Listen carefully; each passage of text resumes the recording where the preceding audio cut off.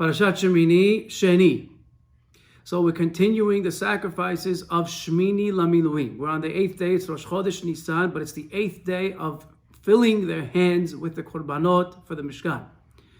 So Aharon and his children already began last Aliyah bringing half of the korbanot, and now we finish the other half. The pasuk begins, Vayakrev et ha-mincha.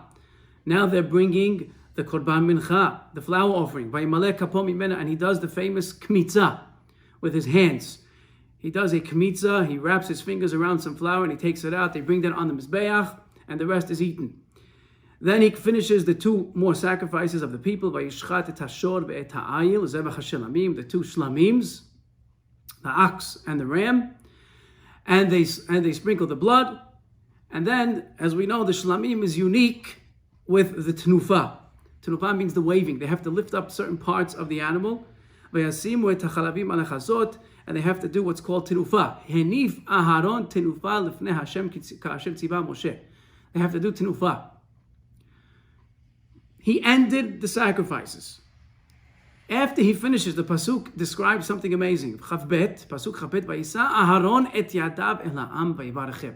Aharon, the Kohen Gadol, lifts his hands up to the people and he blesses them. Which beracha does he bless them? Says Rashi, Yivarechecha, Ya'er, and Yisa, which is Birkat Kohanim. Aharon gives the people on Shemini Lamiluim for the first time. He gives them the famous Birkat Kohanim, which we don't know yet in the Torah till later on, Parashat Naso, but here already, Aharon hits to it, and he gives them the beracha on the day of Shemini Lamiluim, the first day that they're going to see the Shekhinah in the Mishkan. The pasuk says, Aharon finished.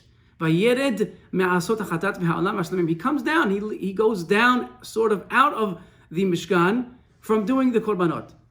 And then the last pasuk goes on to say, Vayavo Moshe ve'Aharon et Ohel Moed.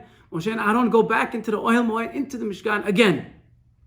The pasuk does not say what they did. Vayetzu, when they came out. So Rashi brings two explanations.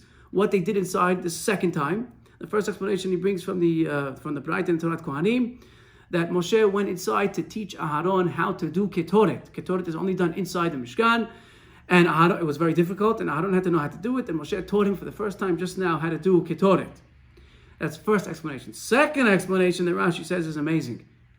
Aharon finished. He did all the korbanot, and he was promised that the Shekhinah would come down to the Mishkan, they would see Hashem, they would see the fire, everything. But it didn't come. Aharon felt terrible. He was embarrassed. He said, look, probably it's because I was involved in Chet HaEgel. I'm not worthy that this should happen. And he turns to his brother Moshe and he says, Kach asita li shenechnasti v'nitbayashti. I came in, I did everything, and now I'm embarrassed. Moshe tells him, come, let's go back inside and pray to Hashem. Miyad nechnas Moshe imo bikshu nachamim v'yadash Shekhinah Yisrael. They went back in, they prayed, and Hashem accepted their sacrifices. And the Shekhinah comes down, Vayera kevod Adonai el kol ha'am. Amazing yesod. Even though he was promised the Shekhinah is going to come down, you have to pray. Even if something's coming to you, always pray. Don't assume it's coming, you have to ask. Amazing yesod we learn from Tefillah. Tefillah is not just to merit something, to be zocheh. Even if you are zocheh, you still need to pray for it. You still need to ask. And then the last pasuk is really from the next aliyah, and the pasuk describes